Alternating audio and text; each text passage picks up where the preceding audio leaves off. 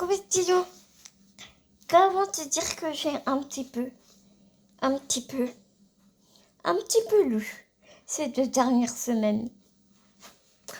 Donc, eh bien, je viens te présenter mes lectures et puis te parler un peu de mes lectures.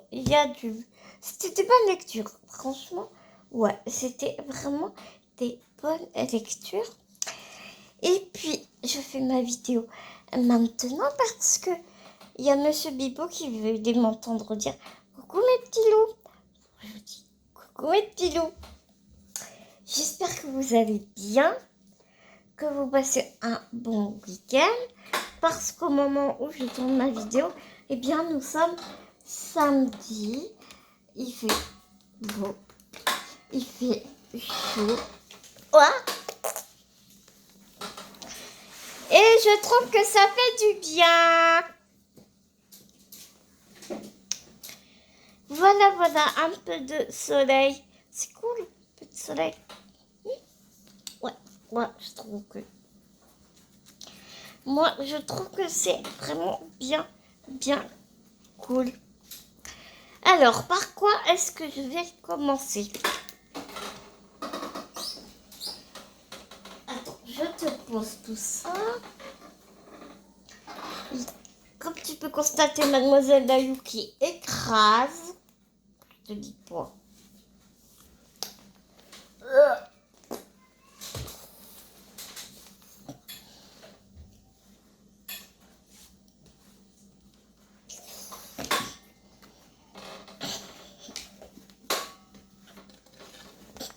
Bon, je vais essayer de faire mieux que la dernière fois pour t'expliquer un peu mes lectures.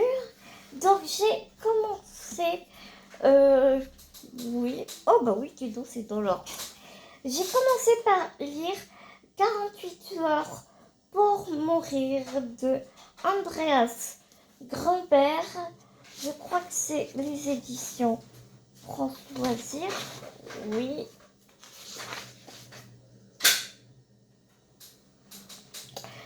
Édition France Loisirs, mais à la base, c'est un titre qui vient des éditions Archipel. Pardon. Donc, 48 heures pour mourir de chez Andreas Grunberg. Ça se passe en Allemagne. C'est un trailer et un bon trailer de chez Trailer. On va suivre une policière du FBI qui s'appelle, je ne sais plus comment elle s'appelle, c'est merveilleux.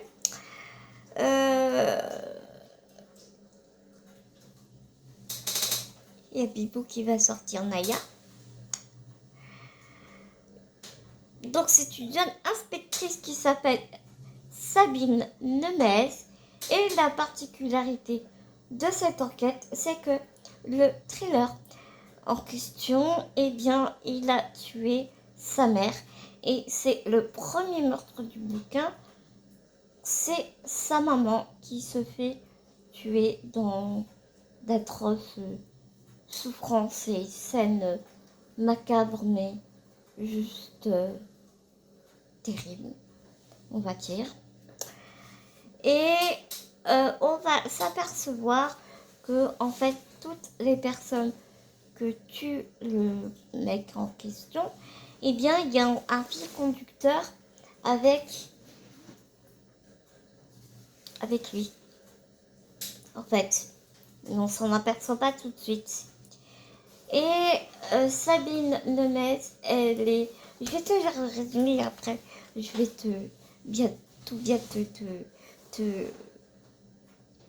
t'expliquer, parce que j'ai toujours du mal à expliquer un bouquin. Le téléphone sonne, une voix très étrange vous pose une devinette. Voilà, c'est ça. Le mec, il pose une question, il pose une devinette. Et si la personne, elle répond bien, eh bien, la personne n'est pas tuée. Et si elle ne répond pas bien, en plus, dans les 48 heures, eh bien, la personne est tuée. Vous avez 48 heures pour trouver la réponse, sinon quelqu'un mourra. Une série de meurtres abominables est perpétré, un maniaque fait subir à des femmes les plus terribles tortures, puis les tue après 48 heures. Si personne n'apporte de réponse à l'énigme qu'il a posée, la jeune inspectrice Sabine Nemez se retrouve cruellement mêlée à l'affaire, étant donné que sa maman fait partie des victimes. Schneider, un profileur aussi génial qu'insupportable. Oh non, mais le mec, il est imbu de sa personne, il pète plus haut que son cul. En plus, il se croit tout permis. Il fume du shit dans le bureau dans son bureau à la police, quoi. Non, mais il est insupportable, ce mec. T'as envie de le claquer. Mais tu vois, des fois, faut pas se fier aux apparences. Comme souvent, faut pas regarder juste la surface de l'iceberg. Des fois, faut creuser un peu. Parce que sous ces airs insupportables, eh bien, on va s'apercevoir que il a un cœur, ce monsieur. Oui. Et en plus, il est ultra intelligent. Mais pas toujours dans le bon sens du terme.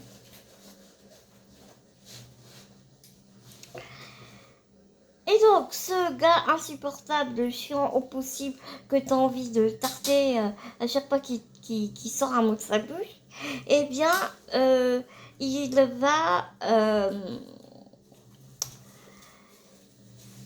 va associer Sabine Nemez à son enquête. Quel esprit dérangé s'interroge-t-il est capable de commettre de tels crimes? C'est alors que Sabine découvre qu'un livre pour enfants sert de modèle au crime. C'est ça que je voulais te dire, mais non, en fait, ça spoil rien du tout parce que ils s'en aperçoivent au début du bouquin. Il faut s'apercevoir que dans ce livre, eh bien, il y a plein de petites histoires et ça correspond au meurtre du tueur. Il va vraiment prendre des histoires et comme ça, et Sabine et l'autre machin va prendre ce livre et du coup ils vont réussir à un peu anticiper quelle scène de crime, la prochaine scène de crime. Donc c'est assez étrange qu'un tueur fou en série va prendre un livre d'enfant pour perpétrer son crime. Enfin, mais en même temps, le livre pour enfants, il est un peu chelou. Enfin, peut-être pas que je t'en dise trop non plus. J'ai l'impression de patauger dans la semoule à te dire ce bouquin. Si tu comprends quelque chose à ce que je dis, bah, je te dis que t'es trop fort. Parce que moi, je suis même pas sûre de me comprendre moi-même.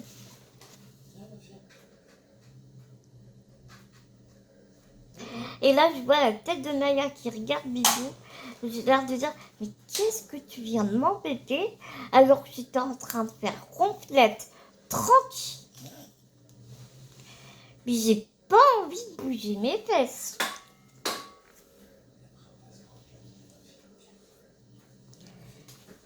Maman, aide-moi, s'il te plaît. Non mais... Allez, Manayou, va voir papa.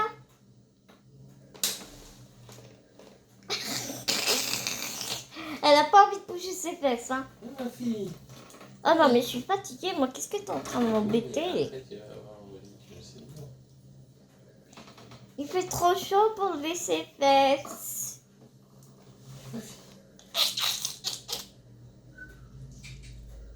D'accord. Ma fille. Et non, mais pas que on a juste pour comme ça. Elle a pas envie, Bibou. Non, parce que Naya, quand elle a pas envie, elle fait ça. Ça veut bien dire ce que ça veut dire. Bon, tout ça pour te dire, dans mon millimélo d'explication pas du tout clair, ce livre, il est génial.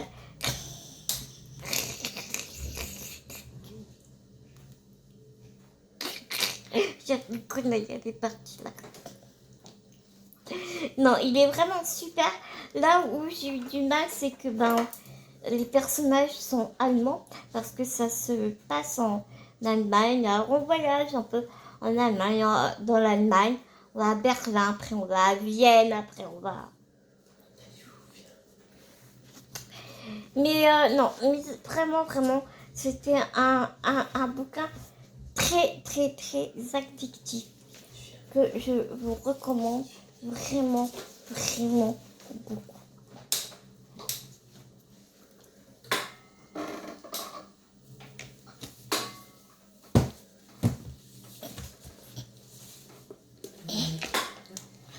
Ensuite, j'ai lu de Patrick Cobain, Le silence de Clara. C'est un hardback que j'ai trouvé dans la boîte à livres de chez moi. Ça doit être du Françoisir aussi, avec l'autorisation. Mais à la base, donc c'est Françoisir qui a repris ce livre. Mais à la base, c'était l'édition Albin Michel. C'est un thriller psychologique. Tout à l'heure, Bibou, mais totalement affreux.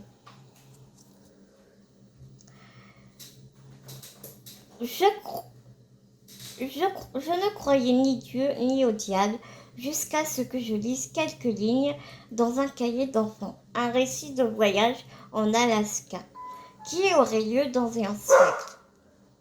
Voilà la douce voix de Maya, on est content. Et c'était Clara qui les avait écrits. Sauf que c'est impossible. Clara,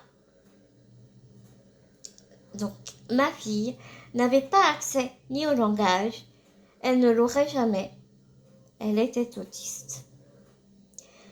Il y avait de quoi devenir fou. C'est ce qui a failli nous arriver à Lorna et à moi. Enfin, presque. La solution se trouvait au fond d'un village perdu. L'incroyable solution. On va suivre donc un gars qui s'appelle Bond, pas James Bond, mais Bond.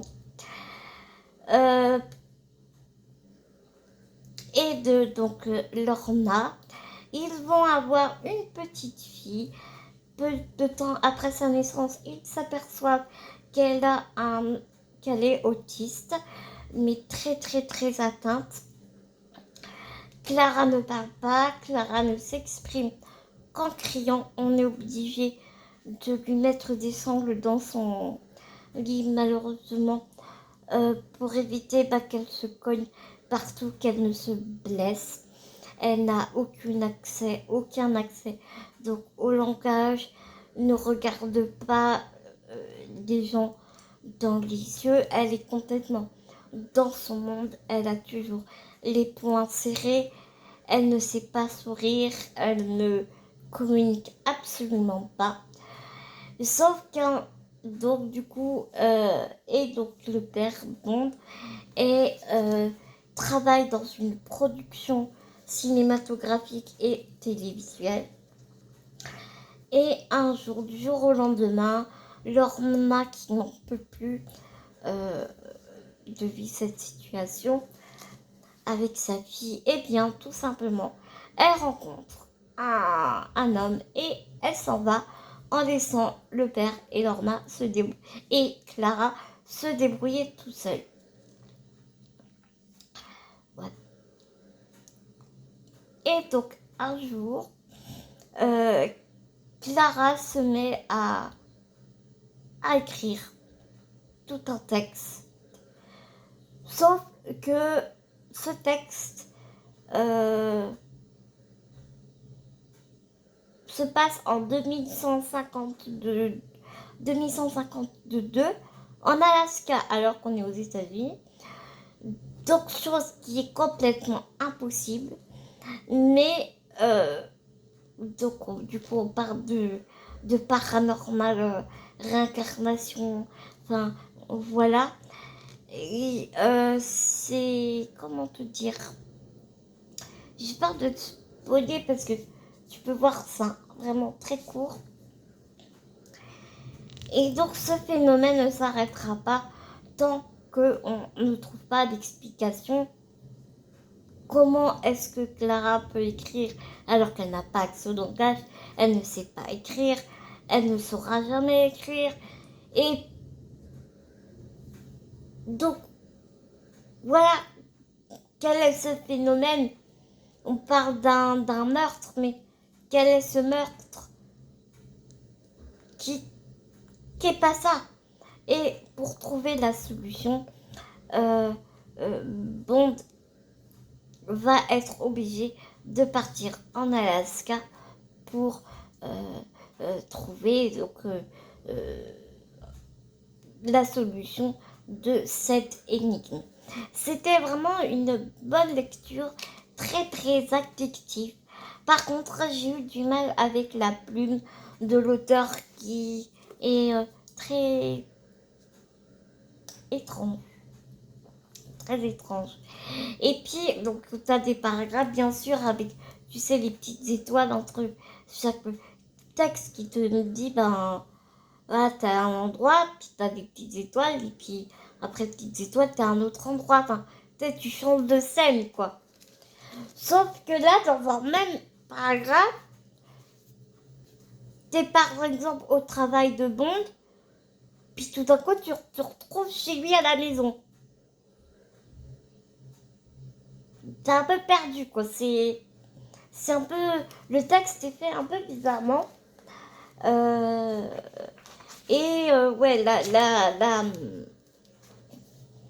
la plume de l'auteur est assez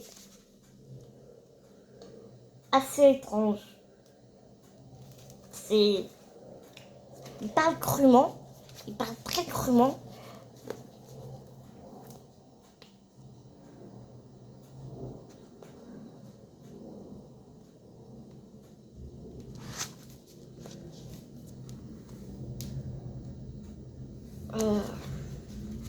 Attends, je cherche un...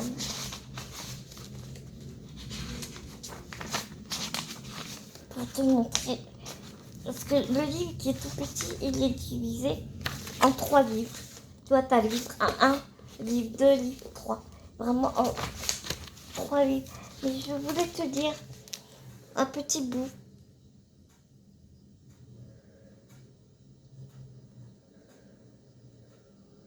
Un petit bout de texte pour te montrer un peu la plume de l'auteur, mais bien évidemment sans te spoiler. Un matin de feuilles mortes, j'en avais envie. Bizarre. La plupart des êtres humains ont des désirs de soleil, la plage, de grand sud, de grand nord. Je sentais monter en moi depuis quelque temps le besoin de me retrouver en fin d'automne. Et sous des nuages ferreux, en ce coin de Paris fait pour les pluies lentes et de balades solitaires dans le pays de la mémoire. Jardin des plantes, donc. J'ai pris la matinée. Disons que je me la suis octroyée. Je m'étais aperçue, dès que j'avais ouvert l'œil, que la lumière serait blême. Et sur les quais de la Seine, toutes les couleurs avaient fui. Où étaient-elles? Peut-être n'en existait-il pas dans l'univers qu'un son migrant d'un pays à l'autre selon leurs préférences. Il y avait des régions noires et blanches, grisâtres, palichonnes, d'autres où des couleurs éclataient, pétillantes. Pourquoi lui? J'y ai peu de souvenirs. J'y ai promené Clara quelquefois, certains dimanches. Je ne parviens pas à savoir pourquoi il me poursuit. D'où lui vient cette fragilité? Enfin, ouais, tu vois, c'est pas clair, quoi. Dans un même paragraphe, il te parle d'un truc, et puis tout d'un coup, il te parle d'autre chose. Bah, il passe tout le temps du coq à l'âne, quoi. Tu vois? Il passe vraiment tout le temps du coq à l'âne. Donc, des fois, c'est vraiment très compliqué de te suivre, et à plusieurs reprises, il m'est arrivé de relire le paragraphe parce que je comprenais pas. Mais autant j'ai eu du mal avec la plume, Mais autant Patrick Gauvin te tire vraiment en haleine et jusqu'au bout du bout, même si t'as un peu de mal avec la plume, tu dis putain, j'ai envie de savoir, mais comment est-ce que ça va se finir? Mais qu'est-ce qui se passe? Comment une enfant autiste qui ne sait pas lire, elle ne s'exprime pas, elle est que par des cris et des, tu sais, toujours à se balancer comme ça. Comment est-ce que c'est possible en fait?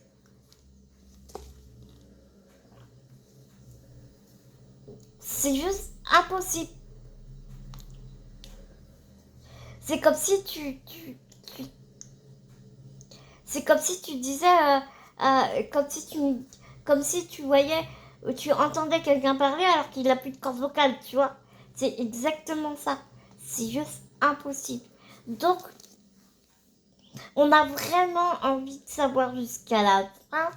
Et jusqu'à la fin du bouquin, tu ne sauras pas l'énigme. Vraiment, j'ai été très surprise. Une cinquantaine de pages. Non, pas cinquantaine. Une vingtaine de pages avant la fin du livre, tu commences à comprendre. Et tu commences un peu à comprendre, mais t'es loin de t'imaginer, t'es vraiment loin de t'imaginer le pourquoi du comment du bazar. Donc en résumé, c'est vraiment une très bonne lecture, malgré la plume qui moi m'a un peu perturbée, on va dire. Mais vraiment une très très bonne lecture. J'ai été très contente d'avoir trouvé ce livre dans ma boîte à livres et que je vais remettre. Parce que ce n'est pas une lecture que je relirai. Par contre, une chose est sûre, c'est que je m'en souviendrai longtemps de ce bouquin. Vraiment. Je ne connaissais pas non plus l'auteur, mais je ne suis pas garantie. Je ne pense pas que je lirai d'autres livres de cet auteur. Je ne pense pas.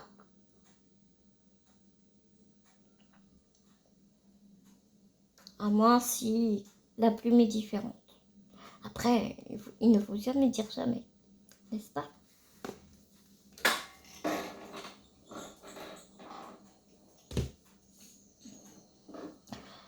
Aussi dans une boîte à livres,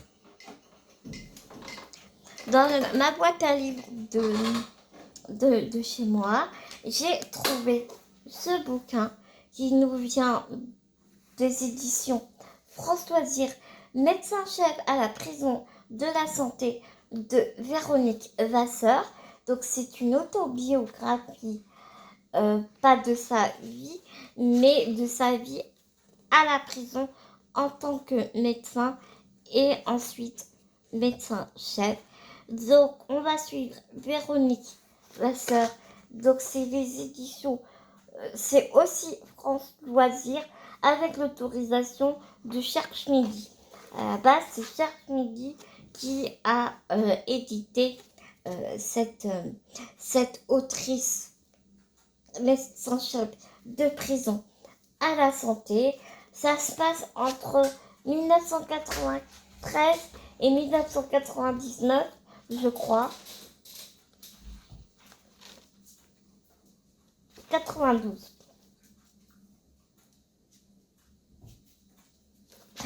De 92 à 99. Alors, on y apprend vraiment des choses, mais horribles. Vraiment horribles.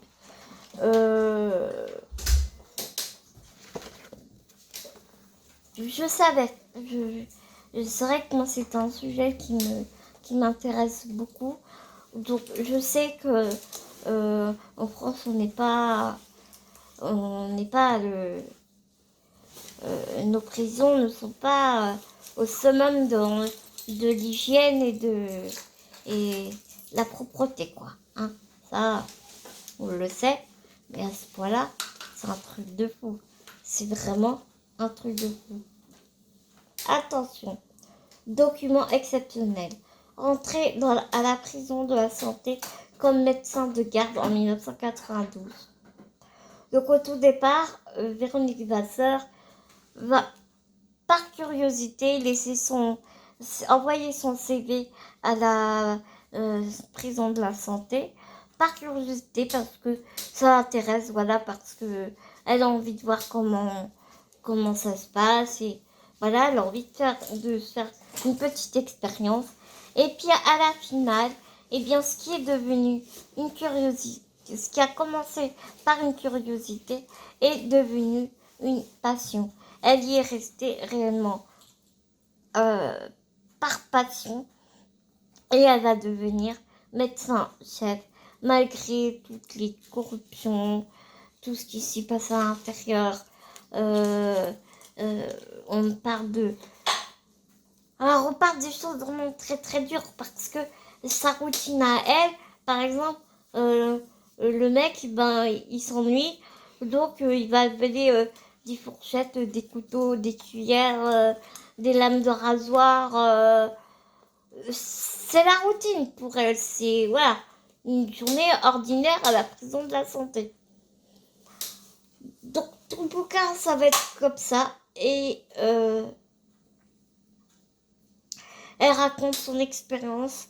La prison est vétuste, elle est crasseuse, quasi moyenâgeuse. Elle dit par exemple qu'il n'est pas rare qu'elle croise dans son bureau un rat aussi gros qu'un chat. Voilà. Tous les jours, les prisonniers viennent la voir parce que ils ont la gale, c'est blindé de parasites. Et là, moi, où j'étais quand même bien choquée, c'est de savoir que jusqu'en 1999, les prisonniers n'avaient même pas de lit en fer. Ils ont eu des lits en 1999. À force de faire des pieds et des mains pour...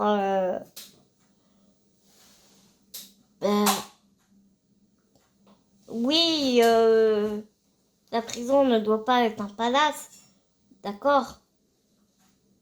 Un minimum, quand même. Minimum d'hygiène, minimum...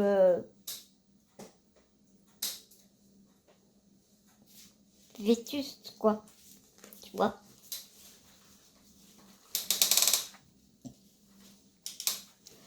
Où se côtoient étrangers, sans-papiers, petits malfrats, grands terroristes et VIP.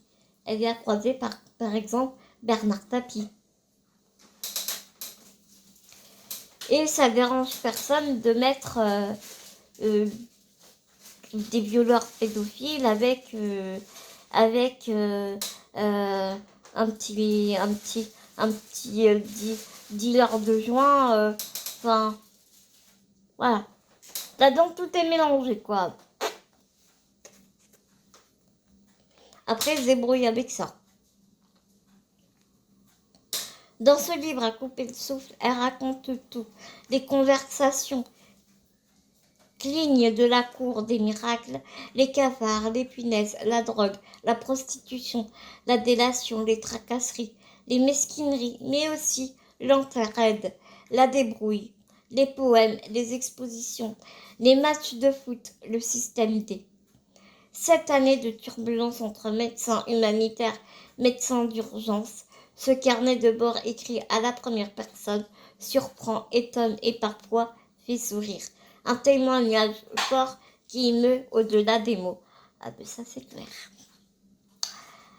Là, moi où j'ai été choquée, par exemple, mais parmi plein d'autres choses, mais les premières pages du bouquin, t'as Véronique Vasseur, elle débarque à la prison, donc elle est médecin de garde, et alors on la jette comme ça dans la cage au lion, hein, c'est des marteaux à sec, et on lui dit par contre utilise bien ces médicaments là parce que ils sont périmés, donc il faut venir cela, tu vois.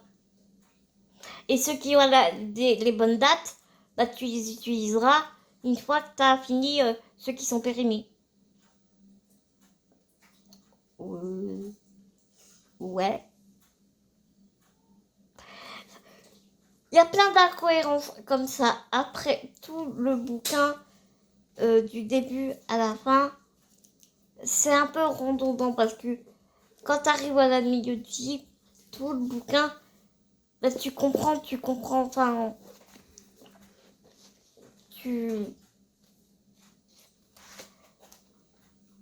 c'est tout le temps la même chose en fait. On rabâche, on rabâche, on rabâche, on rabâche, et c'est redondant. Moi, à un moment donné, honnêtement, j'ai vu un peu en diagonale parce que, ouais, enfin, on a compris quoi. C'est... Les années passent, 7 ans d'expérience là-bas, mais il n'y a rien qui change en fait. Et enfin, dans les années 2000, début des années 2000, ça commence à évoluer et encore,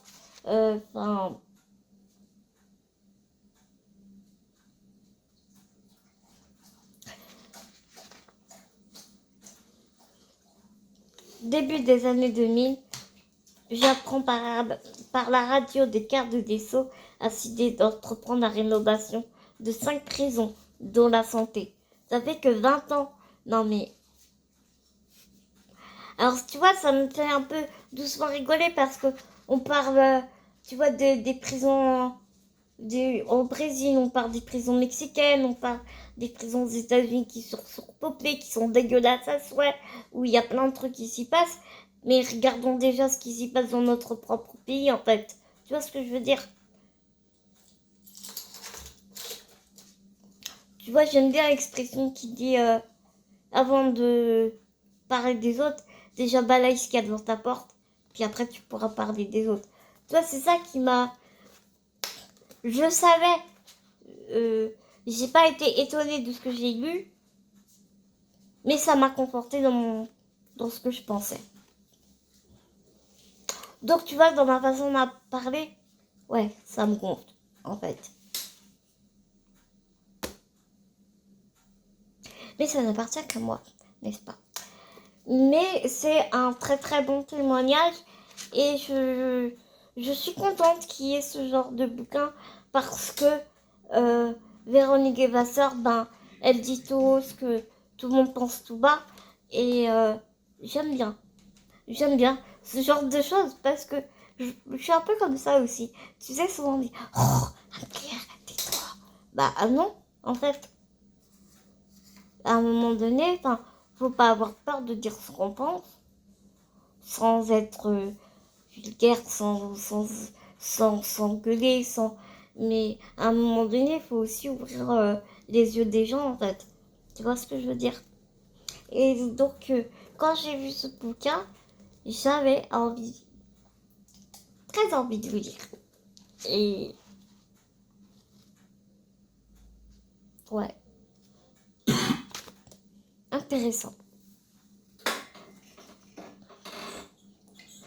Ensuite, on va partir dans un livre beaucoup plus léger, super rigolo. Et puis, on en parle de cette beauté. Non, on en parle de cette beauté. Et puis, alors oui, j'ai plein de post-it. Donc ici, je vais te parler du livre Prospérine, virgule, point à ne pas confondre avec point virgule, de Laure d'Argelus, et la phrase sans fin des éditions. Putain, je vois rien parce que il fait chaud, donc on a baissé les volets et je ne vois rien. Aux éditions Rivka, pardon, excusez-moi. Alors, la particularité de ce roman, parce que c'est un roman, c'est que il est à moitié animé. Et c'est trop génial. Il est sublimissime.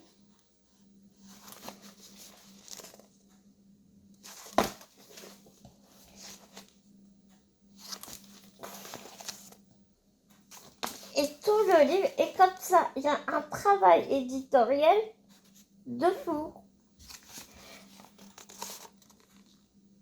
Oui, tu dois lire avec des phrases de travers. Des fois, tu as des phrases écrites en rond, alors tu dois tourner ton livre dans tous les sens pour comprendre ce qu'il y a écrit.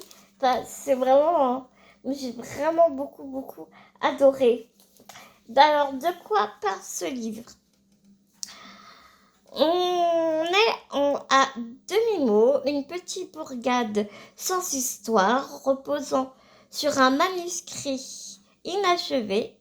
Je vois vraiment rien, je suis désolée. Les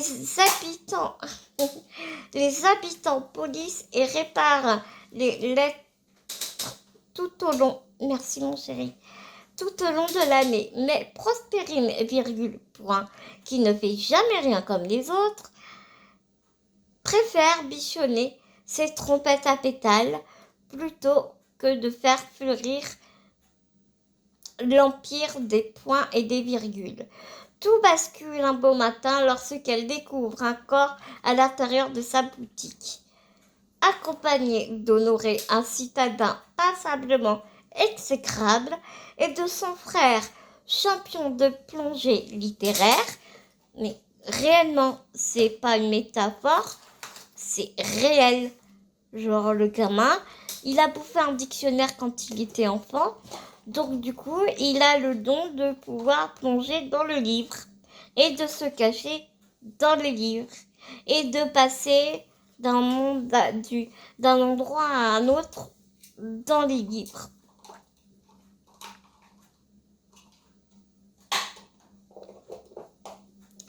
Prospérine va devoir fouiller parmi les secrets les plus enfouis de la capitale pour sauver Demi-Mot. Et si tout était lié à cette mystérieuse phrase sans fin laissée en suspens par l'auteur. Donc on va suivre donc le petit village de Demi-Mot qui est donc l'imaginaire et le monde réel donc qui est l'auteur.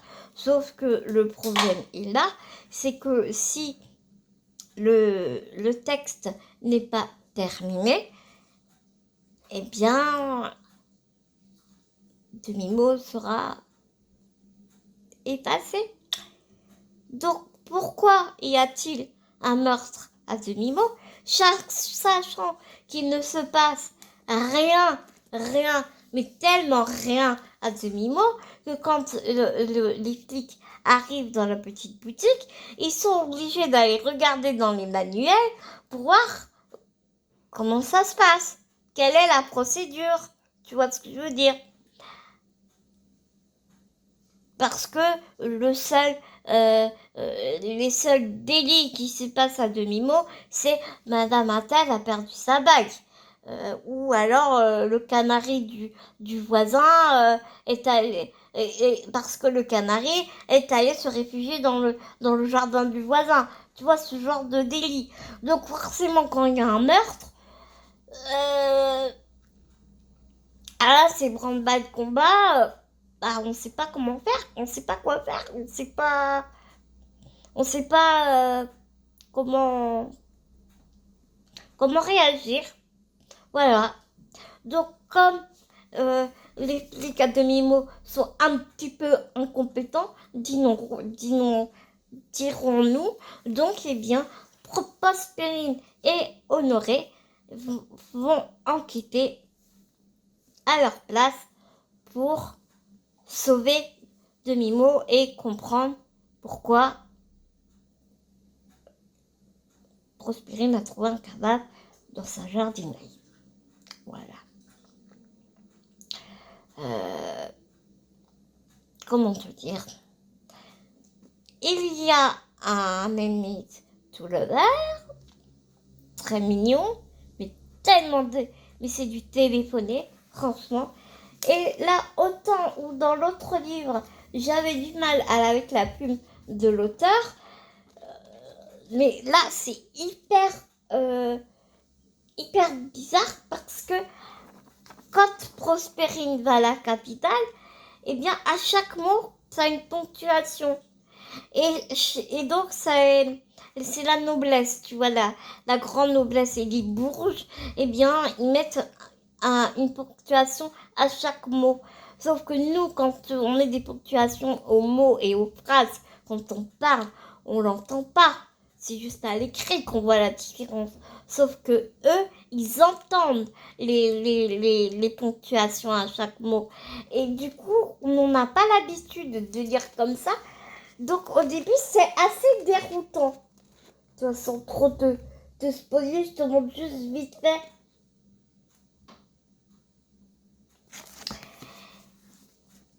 Et donc, du coup, quand Prospérine, qui, elle, n'est jamais sortie de sa campagne, elle est jamais partie de demi-mot, quand elle arrive à la capitale et qu'elle, ben, elle parle normalement, avec des minuscules partout, bah, tout de suite, les gens, ils disent, mais elle sort d'où, celle-là? Elle n'est pas de notre monde. Enfin, tu vois, c'est rigolo. Elle est complètement décalée, elle est complètement poponne, mais en même temps tellement attachante. Ouais, elle est attachante.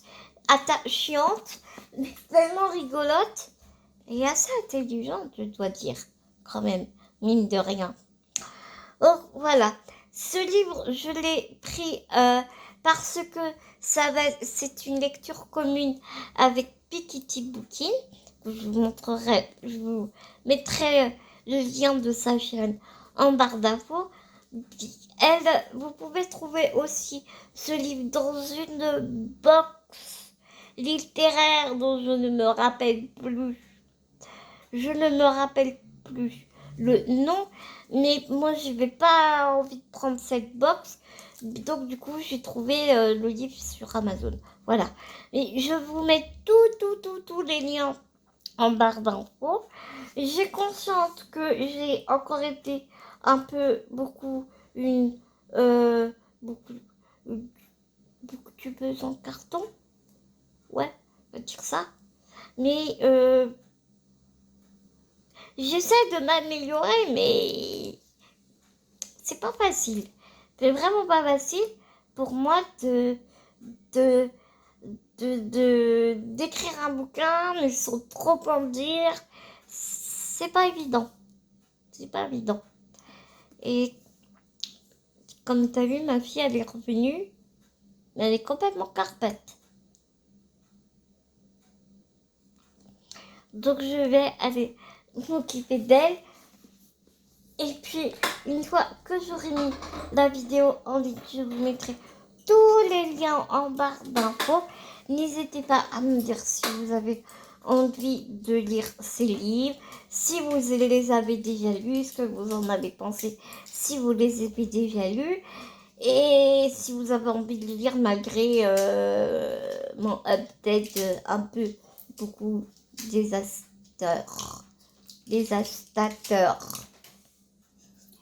Désastreux. Merci Bibou. J'ai mon dictionnaire, mon encyclopédie avec moi. C'est pratique. Hein. Je vous fais des énormes gros bisous, mes petits loups. J'espère que vous me pardonnerez cette vidéo un peu catastrophique. En plus, j'ai un petit peu de mal à respirer avec la chaleur. Donc c'est pas super pratique tout ça. Je vous fais des énormes gros bisous. Surtout prenez soin de vous. Prenez soin des gens que vous aimez. Et nous on se dit à très bientôt dans une prochaine vidéo mes petits loups.